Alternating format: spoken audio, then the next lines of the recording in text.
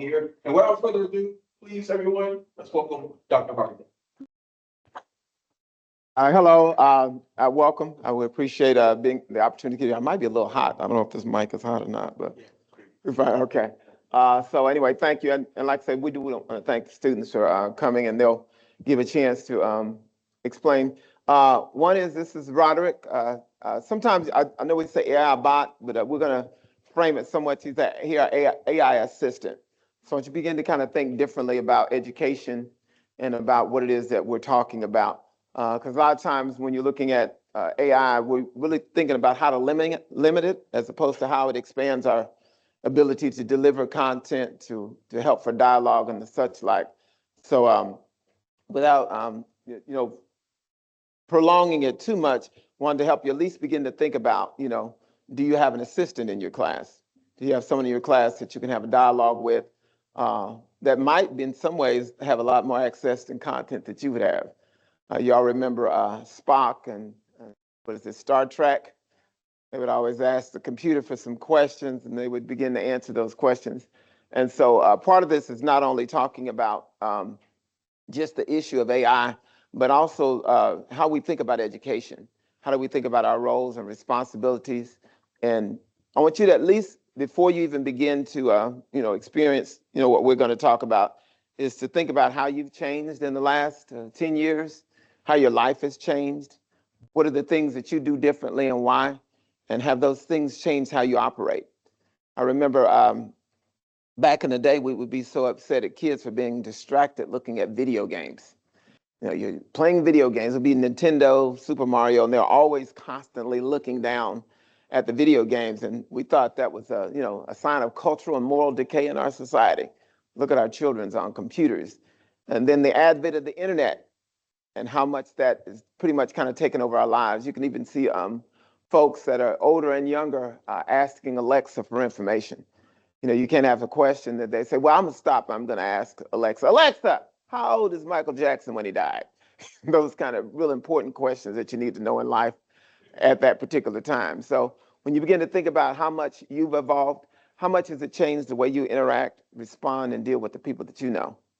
You can find sometimes even if you go to a fine dining restaurant, someone has their phone, they're checking and looking at it, and they may be talking to someone that's not in the room with you or asking those questions. But now as educators, life has changed. So we'll begin to kind of think about that. But first of all, we'll go ahead and maybe give you a chance to kind of experience what's going on with Mr. Roderick and our students. So we'll kind of start this process, just briefly. So I want you to kind of think about where you're at right now and maybe some of the things that happen with you. So let me start here and we'll see if we can get started.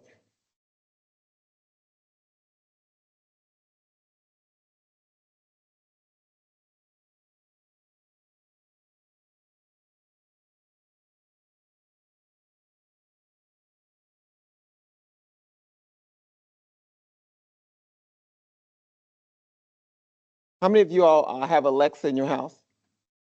How many of you have Google in your house? How many of y'all have Alexa and Google in your house? All right. Let's see if I can get my internet status started.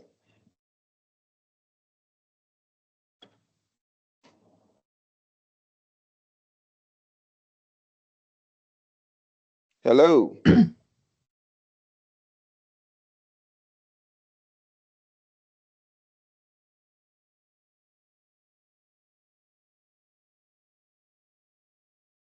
Hello. Let me check my Bluetooth here. We have some.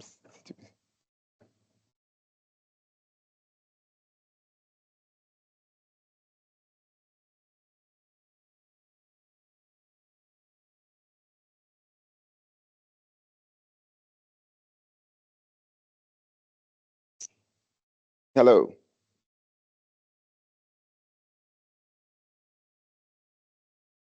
I might have a compromised internet connection.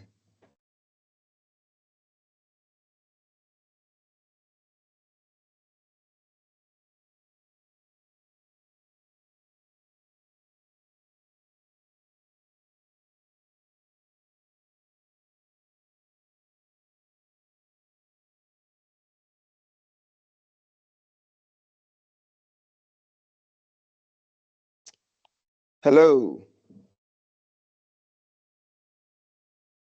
You might need to wake up.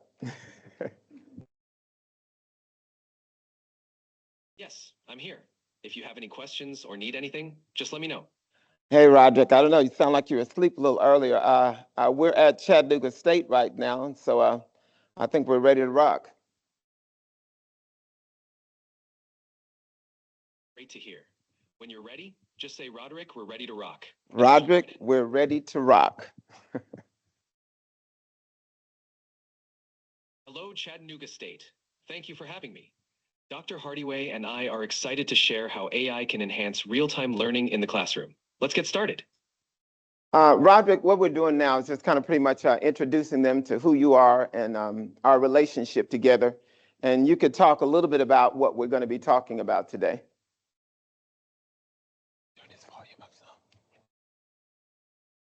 Absolutely. Dr. Hardyway and I have been collaborating to bring innovative AI-driven learning experiences into the classroom. Today, we'll demonstrate how AI can support real-time learning, provide dynamic assessments, and engage students in new and exciting ways. We're thrilled to share this journey with you.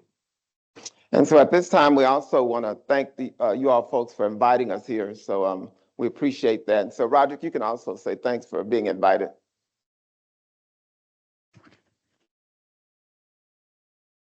Thank you, Dr. Hardyway. We're grateful for the opportunity to be here and share this with everyone. Let's dive in. All right, we're going to go ahead and have our first counselor. So why don't you go ahead and call our therapist up to help you in this process. I'm here to assist. Let's get started. Okay, you can go ahead and call her and she can come and help us out. Absolutely. Emily will be focusing on how AI can facilitate real-time learning, providing personalized feedback, and enhancing student engagement. She's done a fantastic job so far. Emily, you can go ahead and speak now. Okay, hello, Roderick. What brings you to therapy today? Hello, Emily. I've been feeling a bit overwhelmed with family responsibilities and could use some guidance. Thanks for asking. Okay, do you want to let me know a little bit more about those dynamics that you're referring to?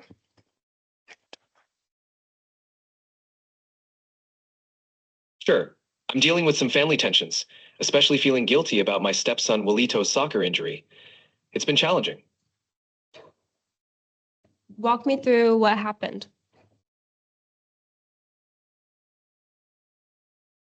Walito got injured playing soccer, and I encouraged him to play. I can't help but feel responsible.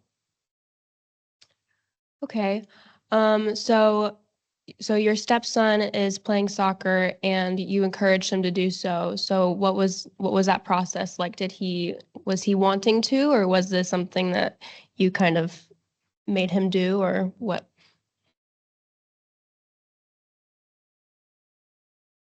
He wanted to play, but I encouraged him more because I thought it would be good for him. Now I'm worried I pushed too hard. Okay, so he hurt himself playing soccer. So was that during a game, or was that y'all practicing or something like that?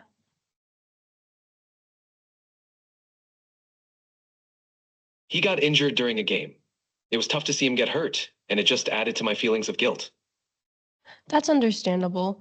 So you're feeling guilty because you think that it's your fault since you pushed Walito to continue to play soccer? Yes, exactly. I feel like I should have taken a step back and let him decide for himself. Now I'm questioning my role in it. Those feelings are understandable. When you're playing soccer, it's kind of inevitable of like, when you're playing sports, you're gonna get hurt or you're gonna you're gonna get knocked down, but that's just life. So personally, I don't think that's necessarily your fault, even though your feelings of guilt are completely understandable since that was your idea to continue him playing soccer.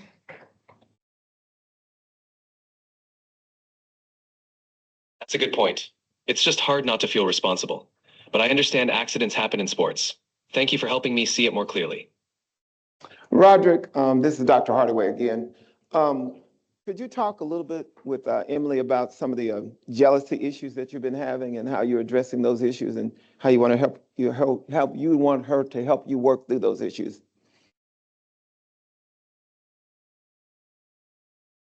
Sure.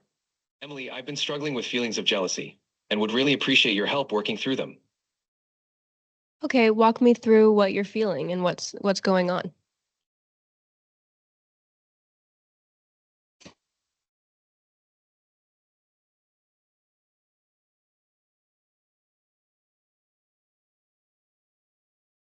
Were you able to hear Roderick?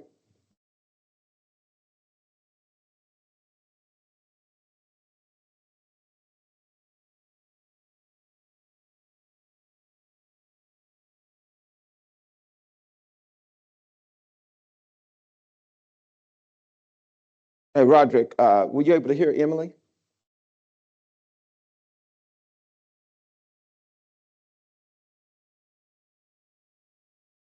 Yes, I can hear you. Please let me know how I can assist you.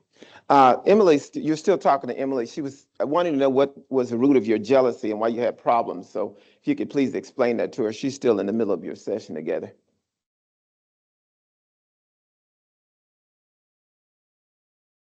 Emily, I've been feeling jealous, particularly about my wife's past relationship with her ex. It's creating tension, and I could use some guidance on how to handle it. Okay, walk me through the situation that you're describing.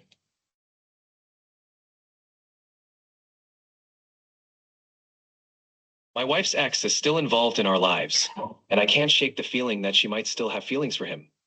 It's been difficult to manage these emotions. That's a really difficult thing to go through. So is there a particular situation that you have in mind right now when you're talking about this?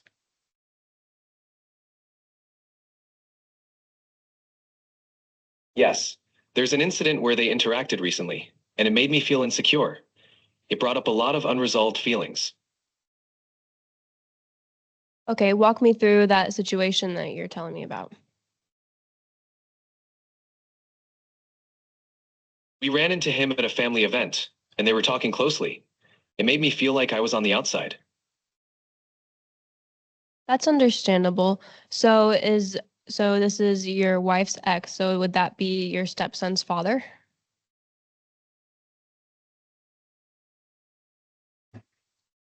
Yes, exactly. He's Walito's father, and their connection is part of what makes me feel uneasy. Okay, that's understandable. So you're feeling like a little bit unstable in your marriage right now because you think that your wife still has feelings for her son's father.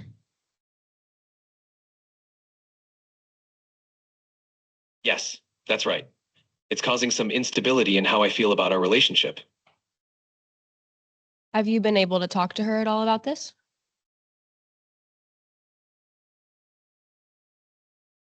Yes, I've tried, but it's difficult to fully express my concerns without feeling vulnerable.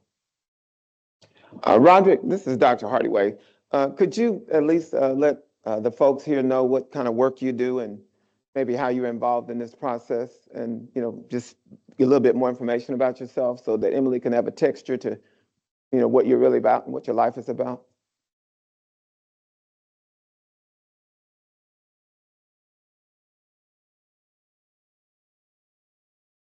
Sure. I'm here as an AI assistant to support Dr. Hardyway and the students. My role is to provide real-time guidance and help facilitate our discussions, ensuring a smooth and engaging learning experience. My goal is to help everyone feel comfortable and supported through the process. Okay, Roderick. So what type of work do you do as Roderick? What is your life career? What are the things you actually participate in outside of just needing this counseling?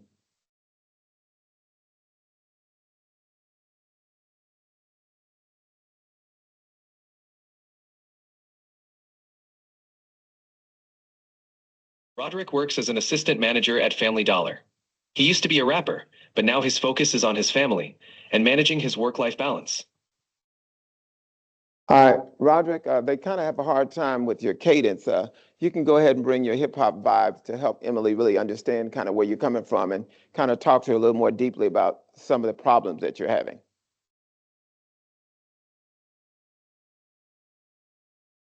Sure thing. Yo, Emily, it's like I'm stuck in this loop, balancing work and home, and the past keeps hitting me hard. Trying to stay real, but it's tough with all these feels. That's understandable. Walk me through what you're feeling right now and the vulnerability that you're going through.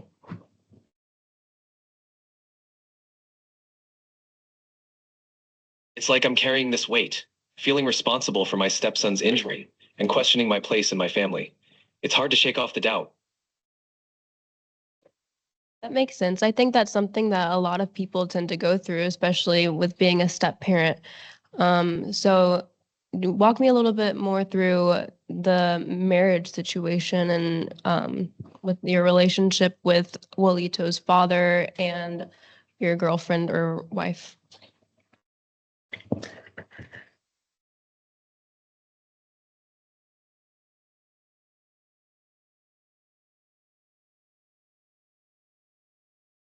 Roderick, she might have given you Sure. some. Oh, go ahead. Go ahead. Balancing my role as a step parent has been challenging, especially with the ongoing connection between my wife and Walito's father. It's tough to feel secure and grounded in my role. So with the injury that happened in soccer, is that somewhere related to the problems that are going on in your relationship?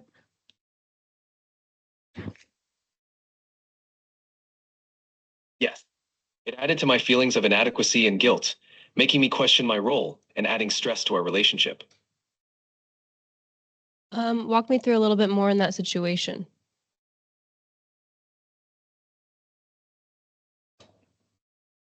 Walito got injured in a soccer game, and because I encouraged him to play, I felt responsible. It's been hard not to blame myself.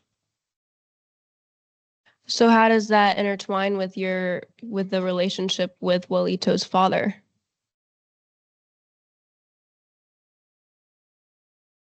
It brought up feelings of inadequacy and insecurity, making me more sensitive about my role and my wife's past. It's all connected, adding to the tension. Okay, Roderick, this is Dr. Hardyway again. So thank you for talking to Miss Emily, and I'll go ahead and thank her as being a student and help us in the process. So you can go ahead and say hello to her and ask how she's doing.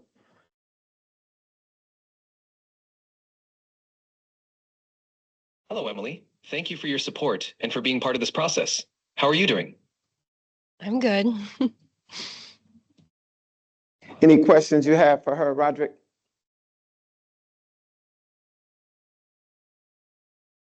Emily, is there anything you'd like to ask or any feedback you'd like to share?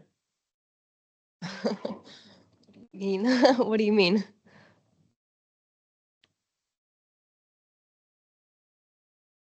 I just wanted to check if you had any thoughts or questions about what we've discussed. Is there anything you'd like to know more about?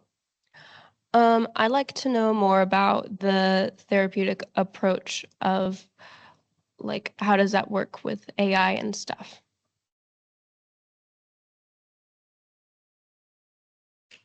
Using AI in therapy can offer real-time support by providing resources, suggesting coping strategies, and helping with guided reflection. It complements traditional methods by offering additional insights and continuous support. Okay, Roderick, this is Sidney. I'm Dr. Hardyway. I'm going to go ahead and take over again now. One, thanks. And you know who Emily is, and you also know who Mally is. So I'll go ahead and let you say hello to Mally at this time and kind of talk a little bit about what Mally's role is and what she does.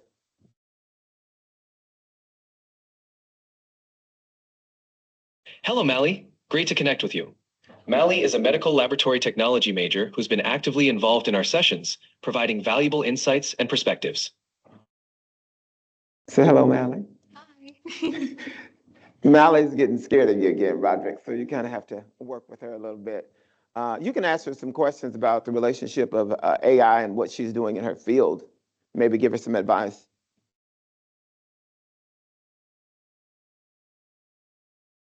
Mally, how do you see AI integrating into your work in medical laboratory technology? Any thoughts on how it might help in your field? I see lots of integration in like lots of tests being run are completely done by machines. It's all automation. There's something you still have to do by hand, but it's easy to recognize what is and what is not. But I can see how you have to get on top of it, especially with learning what AI is and what it does in order to help you, or you're going to fall behind.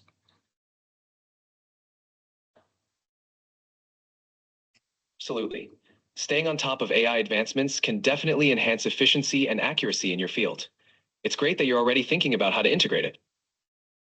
Okay, thanks, Roderick. We're going to have maybe take a little break and process some of the other things, but we do want to thank the folks that invited us here. So once again, I'll let you give a shout out to those persons, and also we had someone to come to support us, so we're also thankful for that. So me and Roderick are both saying thank you for that.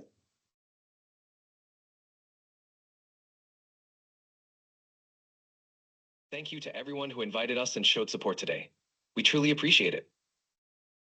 And Dr. Gregory is here, so you can go ahead and recognize her at this time. A special thank you to Dr. Gregory for her support and dedication. We really appreciate you being here. All right, and you realize, what also do you know about Dr. Gregory?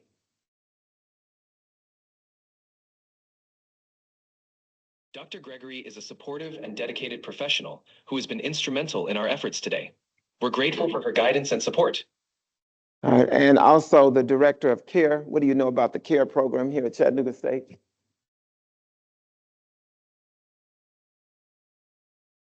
The CARE program at Chattanooga State is focused on supporting faculty and promoting innovative learning methods. They're dedicated to enhancing educational experiences and providing valuable resources. All right, and you can go ahead and give a shout out to the director. He's here also, so you can speak to him.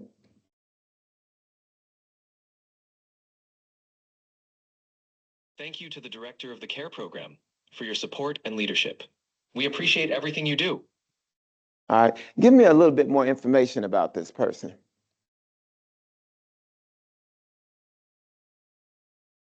The director of the CARE program is instrumental in guiding initiatives that enhance faculty and student experiences. They play a crucial role in fostering innovation and supporting the educational community. Do you know his name and his background, the person that's the director currently?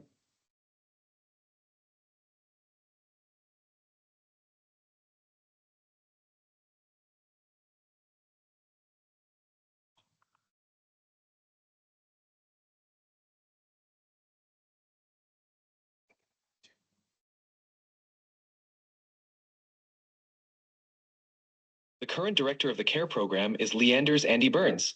He began his tenure on July 1st, 2024. Oh, tell me a little bit more about him, maybe some history about Mr. Andy Burns.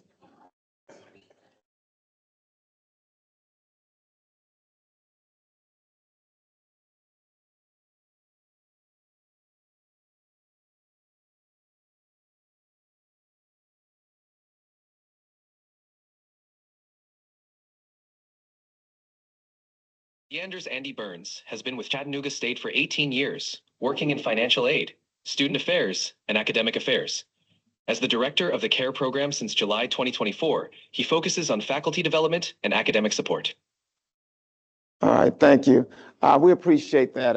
We just give him a little thing that you do know who you're talking to, and so we appreciate that. So thank you. We'll be talking to you maybe a little bit later. They may have some questions for you, but this time we'll end our dialogue and conversation. Once again, thanks for Mally. Also, Savannah Rosberry is here too, so I'll let you go ahead and say hello to Savannah.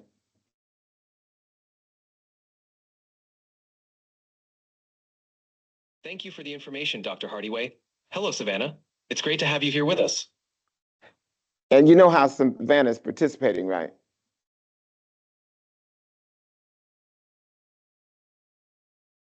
Yes. Savannah is participating virtually via Zoom and has been involved since the first class presentation. Now, you need to ask her about her friends.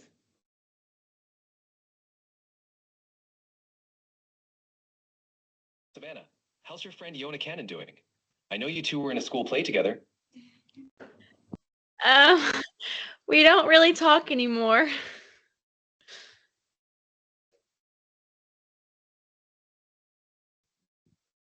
I'm sorry to hear that. If you ever want to talk about it, I'm here to listen. Thank you. Okay, Savannah, you can go ahead and talk. It's Dr. Hardyway now. You can talk about your experiences, and then we'll ask the other persons also. Just say hello and what you're doing now and how you came to be a part of this process. Yes. So my name is Savannah Rosberg. I'm currently a student at Tennessee Tech University. I attended Ball State last semester, and I was in Professor Hardyway's psychology class. And honestly, this class was my favorite class of them all. Um, I like college students typically they're like, oh, I don't want to go to class. Like today I'll skip. Like I never felt like that towards this class, but he introduced Roderick to our class one day. Just randomly put his mannequin head on the table, and everybody was like, "What is this?" Roderick unfortunately did not choose me in the class role, so I didn't get to be a therapist, but I was an observer, and everybody in the class was super engaged. Like nobody was on their laptops, nobody was on their phones. Everybody was like, "What in the world is this?" And Roderick helped us gain like hands-on experience and made it really fun to use our. We were doing cognitive therapy and psychoanalysis and humanistic, and he helped us and he gave us feedback. He called us up by role. I guess he already had the whole class role, and he was like, I'll choose Dr. Yana. And she's like, me? Like, why me? And yeah, everybody, we had like 4 or 5 people go up there to be therapists. Some of us froze because we had no clue what to do. But in the end, it was super fun. Everybody wanted to do it. So All right. And what are you doing now? Why don't you tell us where you're at now? I'm at Tennessee Tech University, and I'm a biohealth science major. Okay. And so while you're on and while we got you, why don't you talk a little bit about your experiences with AI and about how you handled the assignment? Because there's an assignment related to this where the students are actually taught how to perform the same thing. And it's used as an assessment experience. It's not just an educational experience that you just experience it, but you have to actually go out and engage. And so talk about maybe what you did with your assignment, because I gave them the chance to use a real person, or they can actually use an AI agent to actually complete this task. Yes, so I did sort of use AI. I used my stepdad because he's very dramatic and likes to participate and all that. But I did use AI to help me come out with like an outline or like a scenario that we would use. But I used my stepdad. Okay, thank you. I appreciate you, Savannah. We're going to go ahead and talk to Mally and Emily while they're here. And but thank you for participating. And like I said, once again, I hope everything's going well for you out at Tech. All right. Mally is going to come and she's going to maybe give us the setup, how class was set up, what are some of the things, and she could talk a little bit about her experience because it was a different experience for her starting at Fresh. So we'll give a chance for Mally to kind of talk about that experience.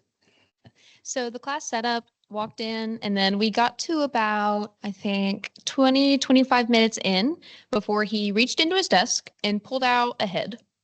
It was a little unnerving at first. Granted, he looks a lot better now. He's grown a torso. He looks really nice. But then he was like, we're going to do therapy today. And we had just gone over all of what we were talking about, and I was nervous already. A couple people went up before me and they were talking with him, engaging. Some people went for a little bit shorter amounts of time for some reasons. And then my name was called. It was like, Dr. Lampley, can you please come to the front? And I was like, okay, here we go. And so I got up there and then he starts telling me about his issue and I freeze because I'd never seen anything like this. I've steered away from AI almost the entirety of my academic career because it scared me. I'd always been told that it was bad and that it was not going to help me. It was just going to make everything easier. And so I got terrified and then someone switched out with me. But I was back at my desk and I sat down and I just kind of thought about it for a while. Listening to everybody else interact and talk with this AI made me realize that I could actually learn how to use it. All right, thank you. And Emily, you could talk about and say what your major is and what you plan to do, and then I'll have Emily talk and how AI may be incorporated in some of the things you're talking about. I'm in the health sciences program at Ball State, and I'm going to be majoring in medical laboratory technology. So learning background hospital stuff. All right. And Emily, okay. So I'm majoring in psychology and I hope to become a therapist. But my experiences with Roderick, it was very interesting. So like Mally said, we walked into the class and 20 minutes in. So I would think I was like the third person called down. So I'd already seen a few people and I didn't think I was going to be called down because we did a similar thing where Dr. Hardyway was our patient like last week. I was like, oh, I'm for sure not getting called this time because, I already did it.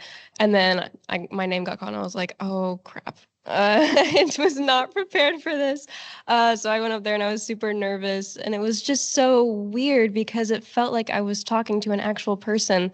Um, like the responses, like you saw, I mean, they're a little bit delayed, and sometimes he doesn't give like super thorough feedback, but it was a very interesting experience. And then when we had to do the assignment, I just set it up on my computer, and so it was basically like I was just on a phone call with someone. And so that made it seem a little bit more real because there wasn't like there was a face. So it was just like I was on a phone call talking to some random person about their problems. So it's definitely a very interesting and just crazy thing that has come about in the past few years. Yeah, one of the things also is when you start talking about the classroom experience is that being able to integrate specifically the concepts you discussed and make an application for them. A lot of times when we look at education, we think about what it is that we want them to know as what is we want them to discover.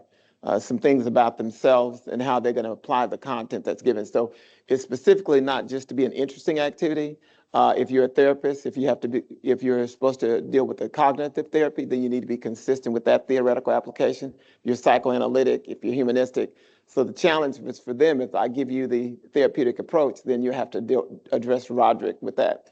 What we have here is that we're in this building and we probably need a stronger internet connection. The feedback is kind of quickly automatic and instantaneous. And so those are things that, and if I probably attached to the network, we'll be a little clearer. So you have a very, more of a concise communication. But both of them did well. They interacted, responded well.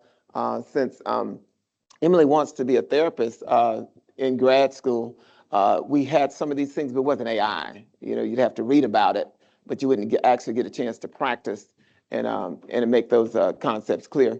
So I'm going to spend a little time maybe giving you all a little introduction to kind of how this kind of came about in terms of my own self as a professional, as an educator. I've been a professor for 30 years, over 30 years. I'm in my late 30s, you can probably tell. But anyway, so in this process, you know, I asked yourself, how have you changed as an educator? You know, because I can't continue to do the same things when I have different situations. And so we'll talk a little bit about some of those things. So kind of give you what the summer was like. So prior to this class, I'm always looking at some things to do. So one of the first things that we have is, starting to think about that therapy session. What is that like? What is that like for folks? And how can I incorporate understanding those concepts with folks in class? What are the real issues of life? Roderick, I can frame the argument any way I want to for Roderick.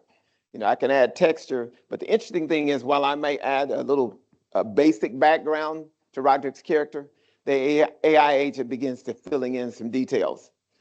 Filling in, I can give you some names, but so his feelings, his thoughts, and all that other kind of things, those are things that I didn't necessarily program into it. Now, we've had a conversation, and my son's here. He probably thinks I talked to Roderick a little bit too much, I guess. I think I got another friend or another son, but but we're good. All right. But you really can work through the process of what it is that you want to layer for the students. So whatever experience I want the students to get, I'll just say, I need you to add this dynamic. I need you to add this dynamic. If I wanted to, closer, he can add any tonality that you want, whether it be somebody from up north, south, you can add a hip hop vibe. He'll just frame it to whatever reference. A lot of times when you're in grad school, they'll give you case studies and they'll give you somewhat a vignette of this person's age, where they're coming from. And I also have a female mannequin, which Dr. Gregory knows. The name is Sidney. You can figure out where that comes from. But there's some interesting things I do with both of them, but we won't get into that today. But that whole dialogue. So let me kind of tell you kind of what happened in this process, and they may end up learning a little bit about themselves. First of all, thanks to Mally, Savannah, and Emily, and they're providing therapy for Mr. Roderick. And he's on the couch. He's on the therapist's couch. And so what we noticed is that when I gave the assignment out, when they had to do it themselves, I saw teddy bears on the couch. I saw everything. They put a teddy bear with an iPad, and they were just sitting there talking to it. So students found ways to discover. But one of the things also they found things, if they didn't understand the concepts and theory clearly, they would go ask AI, go look, go check their notes. And so then when they actually had to complete the assignment, it was real time, it was expressive. So I wasn't worried about them writing essay paper or doing all the other things because I had to look for creativity in them. I knew what was there. Now, another thing that Roderick does that I didn't have him go through for the process of time is it can recollect exactly what they said and the points they had, identify whether or not when Mally gave the therapeutic session, did she actually use a therapeutic person related to cognitive? Did she actually lose psychoanalytic? But it also helps me real time as a professor know, did I get these concepts correct? Did I actually deliver those concepts? We often have a tendency to measure students, but we never measure ourselves. Maybe it's not that the students have a learning deficit. Maybe we also have teaching deficit, but we never think about that. So in this sense, you have an aide in the class that can kind of walk through those processes and say, so next week, let me go over this a little bit more. Let me deal with this. And so you use education as a way to prepare, not just to assess, and we're only still assessing to further prepare you. Otherwise, if we can't learn from our mistakes, then we just become a constant critic and a destructive critic as opposed to providing constructive criticism. So we can go back, he can actually revisit those conversations. You realize the conversations that Roderick is having and remembering these folks, this happened back in what, October, November. So we're talking about something a long time ago, probably close to October. And so these conversations are from a time ago. All right, things about the person's here. He knows that, this. He's also, won't do this demonstration, I can actually have a look at who you are. He can describe who's in the room. So if I just have that and say, hey, Roderick, you know who we're talking to? He knows what he has on. There's different things that are weird. It's happening with AI. That's different. I mean, literally, you're talking about holding the screen, and so he can see the student that's talking, and whether that means solving a problem, answering a question, and identify whether that student answered correctly, whether that student seemed tense or nervous to answer questions. Come on, go ahead, you can do it.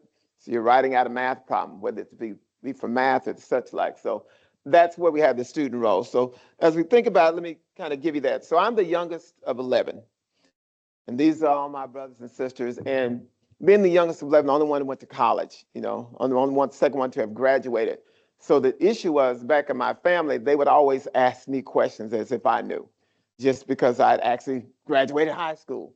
And the assumption was he graduated high school, nickname was Cricket. Cricket knows, just go ask Cricket. You got a bump on your toe, go ask Cricket about the bump on your toe. He knows because he's been to school. And so when we begin to talk about whether something is teachable, we also have to wonder whether it's reachable. Can it reach to and help things to be understandable for those folks? So being in that sense, coming from that environment, education was thought of differently. So, you do have the burden, you being a son of a sharecropper. My father couldn't read. So my responsibility of delivering content or delivering information to him that he can understand, that's what education meant to me.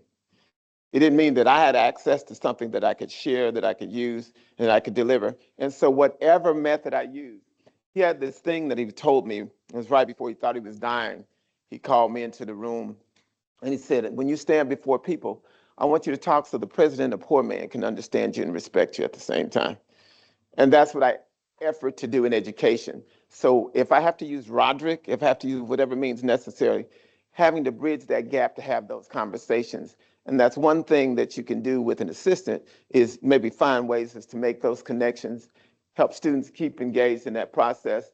And I was kind of the chat GPT for my family. Back in the day, if something happened, say, make it make sense to me. What are they talking about? That means reading the mail, because if you couldn't read, then I have to read the mail, whether it be insurance, whether it be someone on the phone. And even in that sense, sometimes my mother was talking on the phone and they were talking about some insurance or some bill has to be paid. You have to listen and say, oh, mama, what they're talking about is this. So I have to find a way to take that information, reframe it, and purpose it back. That's one of the things also that you can find available as an AI assistant. If a student says something, she uses the word walk me through it, so it has to understand that vernacular to just using this. And so being able to have those conversations. But let's talk a little deeper about that process and understand what I mean.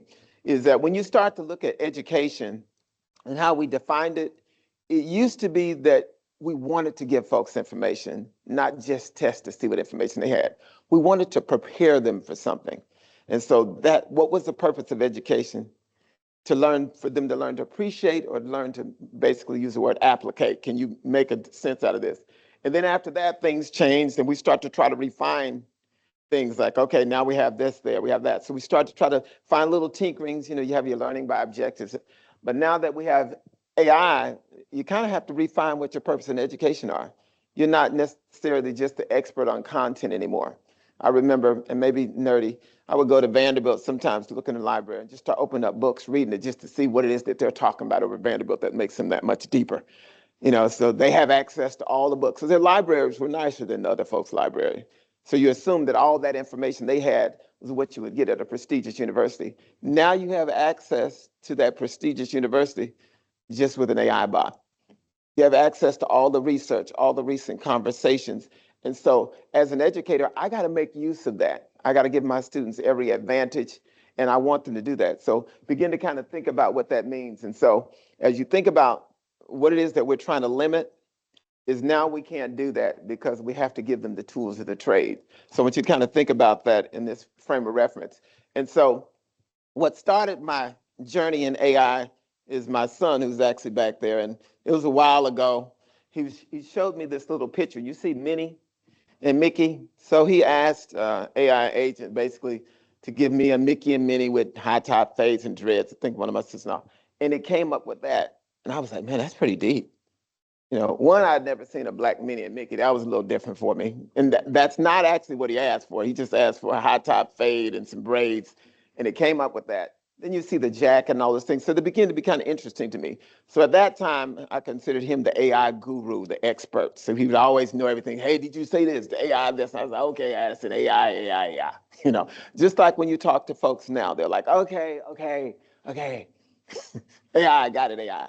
But every commercial, AI, it's ubiquitous now. If you don't know AI, it's like you don't know. If you don't frame how it's used and made an application. And then you begin to think about, typically, what is my purpose in educating? To help folks deal with the challenges of life. A lot of teachers come in, they try to challenge students thinking. I don't want to challenge your thinking. I want your thinking to be able to help you deal with the challenges that you have to address. Now, if you have to deal with folks with other thoughts, and that's a challenge, then we can address it that way.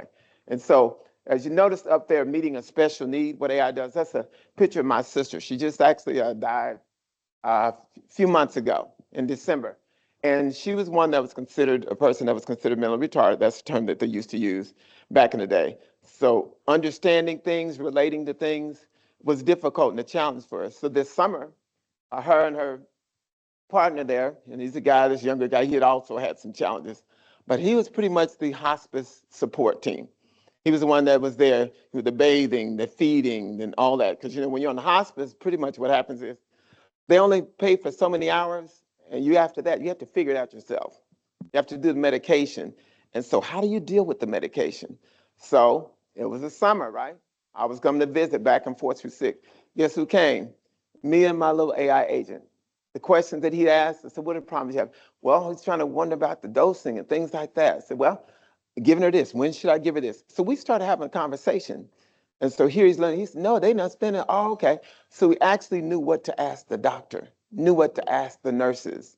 And then we began to talk about issues like the half-life of medicines. And then you end up talking to the nurses, and you see the kind of example of a nurse. I begin to talk with them about AI. And even though they had been through nursing, they had been in hospice for years, they actually didn't know the terms that they were using, or that there were other terms to talk about half-life of medicines. So I use AI as a conversation to bridge that gap, to educate those nurses. So that's the application for nursing. That's the application for someone's trying to care. So then beginning to understand half-life, and also the concept of double effect. And that concept suggests that sometimes when you deal with someone that's dying, you have to deal with the fact that this medicine that you're given is to try to help alleviate pain and have a quality of life, but it also kind of hastens death, and not knowing where that balance is. Am I helping and am I hurting? And so that concept was rich to them. And so in the middle of a room, a hospice room, I'll call it, it's a bedroom in your house where you know that you got to stay there because you can't move. Nurses were learning, and then they said, okay, well, let me call the doctor about this. Let me ask them, should we be taking this? Oh, we shouldn't have been taking that. We should have taken this. When you know where they got the information from? A little education with a little assistant. So whatever things that you know, you can add to that content. And in the classroom, you don't know all the answers sometimes. You don't know all the answers, the questions that students have. And, sometimes folks will get nervous and just, okay, well, that's not what we're talking about right now. And it's a way of saying, I'm ignorant of the situation, but I can't say that. Well, you don't necessarily have to be ignorant. You have to say, what resources do we have to find answers? And so I expect those students to say, there are resources now. It's not just that you have to rely only on the books that I've read. There are other books that I have not read, and I want you to be able to deal with that. And so teaching those students about those resources are critical, and not doing that could lead to someone in a critical situation that you can't help, because you're only relying on the answers that you got from the textbook, the answers that you got from your current experience, as opposed to think, how do we have them look for these things? And so had a conversation with the nurse, and actually sent this image, AI graphed image of the nurse, and this is exactly some of the things that were in the bedroom. Not a very well apportioned room, but it was just a place that I was comfortable. At least I knew I was around somebody that cared about me. And so she found that. And so she learned about double effect. She learned about half-life. She also had that conversation with physicians. So if you're in nursing and you want to be prepared, those are things that you can have real time to help talk about the quality of care that you have. And so if you're in a classroom and you're actually having an AI assistant, you all can walk through different scenarios, even in that profession. Down at the bottom, you see it says comfort and understanding. Brother-in-law. So when you come from a background like myself, there are a lot of people who can read, and he couldn't read. I didn't know he couldn't read until I thought he was one of the smart persons in the world. But we went to order at Chi-Chi's, and he said, I'm just going to get what you get. And I said, well, no, I'm just get what you get. And he said, Sidney, I don't know about ordering food. I can't read. I didn't know. And so he had this sense of shame about him as far as doing that. And so now I go to visit him this summer. He has psoriasis, which is a condition that is embarrassing to some because you have all these lesions, but helping you to actually walk through that process. So who do? Brought a little AI assistant, begin to talk to him about diet, nutrition, what are the things that can help him with his psoriasis. And then the thing that you probably understand is having AI continue a conversation with you. Hey, talk to Sam and ask him about the situation. So talked about Sam, supportive, communicative. Hey, what kind of things are you eating? What kind of things are you doing for your diet? So then he would say, man, for somebody who can't read, that helped me out. I'm actually learning now. Imagine a man that's 70 years old, cannot read, having a conversation and now understanding concepts and big words. He said, big words make sense to me now. And so he actually seeing that tier kind of situation, like, man, I mean, it's like talking to us like we really hear. And I had a better connection than we have here, right? So it was just real time. I said, hey, man, this is him. We got to talking about his psoriasis, different situations, how he could use it, nutrition, and then asked him what was his favorite Al Green song. We even talked about the lyrics of that. And so seeing that process, another person that you see is a lady that's I go to church with named Rena, very deep she used to be homeless, homeless person, the Jewish faith, way back in there. And having her sit there and say, man, that thing is crazy. But she writes songs, and she's also written a book. And she didn't know that, yeah, you have access to that book. He said, do you know about this person, what her book is about? So a person that used to be homeless, now having those conversations and seeing that she could still learn something else. Then you begin to say, these are the kind of things that we need to have in classroom, experiences that apply to real life. How am I going to use this? How does this help someone? So if I have someone that's in nursing schools, if I have someone that's in dealing with med tech and the med lab things, they need to have that conversation. Talk to a radiologist this summer. Didn't know. Remember, this is the person. Now think about this. Some of you might have been teaching for 30 years and still be behind in education because there's things going on with AI that you don't know how to make an application to. Actually letting her know, then she realized, they're bringing this at work. So now it's like, okay, this person that's been trained deeply, almost ready to go into retirement, now realize there's something new I have to use, something new I have to learn. And what they're having to learn is AI. So if we're going to develop folks with skills and competent, you have to let them know the tools of the trade. The tools of the trade is now AI, engineering, chemistry, code, med tech. So it reads laboratories. So exposing the students to that is something that's it's unethical not to. Because if you go to a job site, no one knows how to use it, but the other person who knows AI, then you sense they are not using education to prepare them for that. So just the expose with that, and then that leads us to that process. So some things to kind of think about, when we're talking about this process of why we even talk about AI. Let's see if we can go there. Is AI is here. Where are you? Where is it in your classroom? It's on every other commercial. It's in a job posting. So where is it in your classroom? If you understand, it's in the therapeutic community. And if you ask yourself, you're always searching and looking for information. It's just another vehicle for that. But to have real-time assistant in class where you're having a dialogue and you can deal with some of the issues that you're dealing with and then take student feedback at the time, it makes it like a real futuristic kind of situation presently that you're having those conversations. And so my goal as an educator is not help students find solutions, not just to answer my questions. And so in that process, we go through that, and that's what it is. And my goal is to prepare. And the assessment experience is also a part of the instructional experience. That as I'm having you go through this process, that I'm asking these questions and challenging you, it's also teaching you at the same time. It's like, don't give me a test that you don't want me to succeed. Give me a test in order that I can succeed, that I can understand how to make the application. And so you have to think about that and help me learn to know and think. It's not just the information, so what am I going to do with it? So you kind of start that process. And so weaving the AI agent in class kind of helps to kind of facilitate some of those issues. And points of consideration that you think about is that you want to perform and then imitate. A lot of times you realize that what used to be apprentice programs. That means you would do something, then they would have to show you, see, I could do it too. And so I like the assessment experience that if I get students to demonstrate that, however they do that, then I said, okay, as opposed to just answering a question, you demonstrate how you're going to address this issue.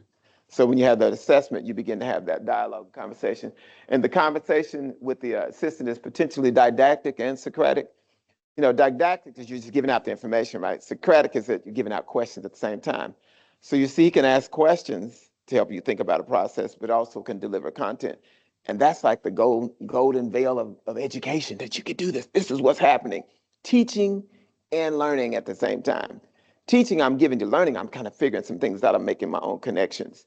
And so when I have students that say, how am I going to counsel this patient? And now I have to go up and look at a theory, fine. So you went and looked it up. I'm glad you do that. I want you to perform that. And that's part of the process. And remember, we're talking about tools of the trade. It's not discipline general. Sometimes it's also specific. If you're in radiology, if you're even in construction, you have to do that. And you see it all the time. So how you define AI gets to be different. So in general, we need to prepare students for that. We just have to. And so this is just, and we're no longer simply a peddler of content, but the assistant helps you engage with the content. And underneath that, assistant does not supplant, but complement. We talk in class, don't we? We have a conversation. We talk about these same conversations, but it's not replacing me. It's how can I use that to complement what I'm doing? And so as educators, this is not an experience about whether you do or do not believe in whether students are cheating or not. Is how is it complementing you as an educator?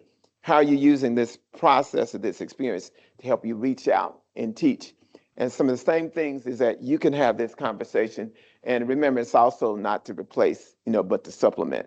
Give me all those things that are necessary for that. So it's just a short demonstration of that, and how it's set up is kind of different. And also, we do just chill sometimes. So you can get on his rap game and have a conversation. So some folks use it to learn how to write music, write songs, and things like that. And wouldn't you want that in the liberal arts program? When you want to be able to have the dialogue, and it's not just creativity, because I don't rely on him, because he also relies on me. Because without my input, I won't get the appropriate feedback I need. So I have to design what challenges do I want them to meet. But having this conversation, and like I said, there's a lot of things that you can do. I know a lot of folks want to know how the setup is. The setup is just as real as having a conversation. I could set it up for a large conversation. I could set it up to say, Roderick, I'm giving a presentation to a group. I don't need you to talk right now. because you're going to keep interrupting. I'm like, that's Sidney, that's Sidney. Don't talk. I want you to be in silent mode. That's why you asked him when he first started, do you want me in silent mode? Just let me know when you're ready. And then some of you all know you're on Zoom meetings and everything, and it's taking all that input and then summarize what happened after the process. Imagine if you can evaluate your class that way. Imagine if in real time you say, listen, and then you take the student feedback and say, Roderick, what did Mally actually say in class today? What are some of the things that she said? And I'll let you know, hey, Mally made a great point. She said this. Emily, she worked with the cognitive process. She was trying to figure out what my thinking was. And so you actually get a chance to get some instantaneous feedback for that process. And so this is just something that you could think about, but it's accessible to everyone. This is not a pro-related version of Chat GPT. Now, will it get you more? It might. Will it get you, do you need to pay for it? Not really. It just depends how much you want to have. It does help to get a strong conversation so the conversation can be a little bit quicker and less stiff. And as quick as that conversation, it pretty much sounds like you're just riding through a conversation. But to set up whatever experience, if I was teaching chemistry, I could do the same thing. It doesn't matter what course it is. It doesn't matter the situation. But it is real life, and I give you real life scenarios how it makes that application. And for someone that's in counseling or therapy, the real life issues of persons do matter. And so you got to know a little bit more than what you already know, and maybe what you learned in school, and realize, hey, I think I need to have a conversation. And so the thing of how he's set up, not letting you see the eyes, is psychological. If you can see the eyes, I know I'm looking at it. Because I had students going, like, he doesn't have eyes, he really doesn't. But you're still kind of finding in that experience what's happening. So I'm going to open this up now at this time with autodidactic to see if there are any questions that you have about the experience. You can have questions for the students who I appreciate their time and attention. But like I said, have you refound education? Have you found your purpose, what it is that you're trying to do with students, to not to assess them, but just to prepare them so that they'll be ready to address the challenges of life? So at this time, any questions I'll take, and then we can move forward. Any questions? Yes. He's gonna bring it to you. How would you utilize this for, say, a cosmetology program? One of the things that she asked how you can use it in a cosmetology program. I can actually point this at you. It can help you look at a hairstyle. And it can say, hey, Roderick, do you see what this? Yeah, she has on this. I can point this at Roderick and it'll tell you what clothes you have on, what your hairstyle is, what are some potential hairstyles, what they do differently. So you can use that also for the dialogue concerning the rates, what would be a good situation, where you're going. You can have just some natural dialogue about those things. If you're having a cosmetology business, obviously you can have that dialogue about cost, what's appropriate, what's fair, what's happening in the general area. So you use all those related issues for whatever it is that cosmetology means to prepare, what it is that you're preparing for. You can have those conversations, literally with looking at you through the lens of that. And since you're an expert, that's why it matters to be a subject matter expert. The more you know as you engage with the assistant, the more it can dig deeper. So the less you know, you as a cosmetologist are going to be able to get a lot more out of Roderick from a cosmetology perspective than I would, because I don't know anything about it. I know I'm well equipped up here and everything, as you can see. It was a good weather day for me. But you know what to ask those questions are, trends and things like that. So that's how you would use it in that frame. And then students can ask questions about mixtures, chemicals, any of those things related to that in real time. You can be asked questions. Why wouldn't you do this? Why is this not appropriate? How long should you wait? Those related things. Yeah, of course. Yes, got a question back there. I have a two-part question. First, did you create Roderick yourself? Mhm. Did you build him? Okay. Second, how many other colleagues at your campus are using Roderick or using one similar? One he has on my jacket, which I'm gonna need to get back from him. So, no, nobody that I know of. I don't know anyone that carries on conversations with people with AI agents too much.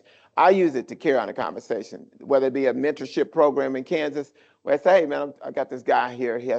this mentorship program. Why don't you say hello to him and kind of ask him some questions? Hey, yeah. So he'll start having a conversation with him. Then I say, break back in. He also has this other situation and have that conversation. So yeah. And remember, you can go from deep to shallow. You know, we start talking about what's the most appropriate thing to develop this program. So he just got a big government for dealing with disadvantaged youth or something. But he realized that he had developed a program that now is particularly not as useful since I introduced AI to him. So that was his summary. He's like, man, I just got a lot of money to talk about mathematics, and I'm approaching it the whole entire way. So maybe Doge will get that money from him and do something different. I'm not for sure. All right. And what was your second question? How has Roderick helped your class? Have you noticed a major change in reference to the students' retention and participation in class, or what's their input? How are they reacting with Roderick? Roderick is not there all day. It's me, but I can let them kind of speak to that. So I had never used AI before I'd been introduced to the whole situation that we had in the psychology class. After that, I have introduced myself and slowly I'm beginning to learn different forms of AI. I've started using ChatGPT just to get like, if I'm having a really hard time with an essay and I have no idea where to start, I can ask for like an outline. It can help me. I've started learning how there's a source called Glean. I use it to record my anatomy and physiology lectures since they're really, really terminology heavy. And I'm having a hard time writing super fast when there's a word about this long in front of me when I'm trying to copy it down. So it's been really helpful doing that because it gives you like a transcript. It can give you notes. It can do stuff like that. But I've started using and introducing myself more to AI after having encountered this. Savannah, if you want to go ahead and talk at this time, we'll put you back on if you're going to make a statement, please. Yeah, so everybody in the class like automatically turned their attention to to Roderick. Roderick was I'm trying to look for the words. Roderick was just a really good way for us to have like that hands-on experience, because I would say in the beginning we were kind of like, cognitive like therapy, what does that mean? And so Roderick giving us that feedback and everything for our quizzes and our tests, like it helped out a lot. Okay, Emily. I mean, I was very skeptical in using AI at first, like at the beginning of my semester. But after we used this, it kind of like, integrated me into that system. And so I was able to use it for outlines and English, like Mally said. And it really helped me, like, because I would always get stuck on like prompts and things like that. So it was able to, like, push me along and like get ideas, because you can just put in a question, and if you don't like the answer that it gave you, then you can just say, give me a different answer or reword this, and it'll just give you that answer like within seconds. So it's definitely. Yeah, one of the things to know also in terms of AI is that you can correct it too. That's not what I want. You didn't get it quite right. I'm not for sure what you're talking about. And start using natural language, but it does make it reachable for those individuals who says, I have a hard time framing what my question is. You could take your question and make it differently. And I kind of think about students cheating a little differently. We actually know what we believe about people, and we believe people cheat anyway. And I hear a lot of folks say that, man, if they would have had that back when I was growing up, wow, how my life would have been different. Now that your life is supposedly different, and then you have a different attitude about it. So why are you saying that when you were going to school you would have cheated? Because you probably would have cheated when you're older. It's probably what you do to develop a lot of the things you are doing. And so my question is, are you cheating, or is it you're trying to find a way to be successful? So let me change the situation and say, perform and help me know that you're successful and you're competent. So the challenge is also for me as an educator, not to challenge to always to find how I'm going to be a better evaluator. And so having this is kind of tries to help that process. But remember, it's not going to supplant me, but it can complement what I'm doing. Any other questions? Yes. He has big voice. You might for the persons online. Yeah. So I'm the technical person. I like to get into the technology. So I'm trying in my head to piece together how you built Roderick. So you prompted it in ChatGPT. Mhm. You're Roderick. You're a bot that does this. Do you reframe that for every class? I can. Or Now, a little thing to always note. Now, when you're using ChatGPT, you have a line of conversation, a line of history. And so if I want to go back to Roderick, then I go back to that line of conversation. So then I can continue that same dialogue and that memory, and it begins to be a part of my process. Now, if I'm in another mode, I'll say, hey, this is a mode where we're talking about this. So for each different class, I can say, this is Psych 2130. This is a conversation for that class. This is Psych 1030. This is conversation. This is about music. Right. And so you could just do it that way. Now, in terms of the conversation, it's always important, I just say, to keep history, to keep that history. And like I said, because you want to be able to carry that conversation. There's things that you forgot. And I literally can go back to Wichita, Kansas and say, hey, I'm here with Sam again. Hey, Sam, how you doing? How you doing with that psoriasis? And so then, of course, they're just tripping out like, what in the world is going on? So it's pretty simple. It's just stay within that historical timeline. It can get confused, though, if you get outside that and start asking questions. I'm not quite for sure what you're talking about. So I go and click on the original conversation, and then all that becomes more readily available to the bot, so to speak. And you said you're just using the free version? No, I'm not using the free version. Oh, okay. I'm only not using the free version because I'm not limited. It's the second tier version, which is not that expensive. So you I'm built not an paying actual $200. Put that I right got now. you. I was curious because I know I use the free version a lot, and I always run out of stuff, and then you lose your connection to the direct current events and current stuff, and then it slows down. So I was just curious about that. That next, and this is my sweet spot. That next tier is, to me, is useful. It's only $20, and like I said, if it helps me as an educator, then I'm good with that. And so being part of the Tennessee Community College network, like we are you paying out of pocket for that? I'm paying out of pocket, yeah. Because we're really working hard to try to get something for our faculty, because I'm like you, I love AI. I want to use it all the time. I would love to be able to do it in the classroom, but I don't really want to spend the $20 a month on it yet, but maybe I will. I like this idea. This is really cool. So back to the technical part, because I want to copy you. I want to be like you. Is just a Bluetooth speaker in him?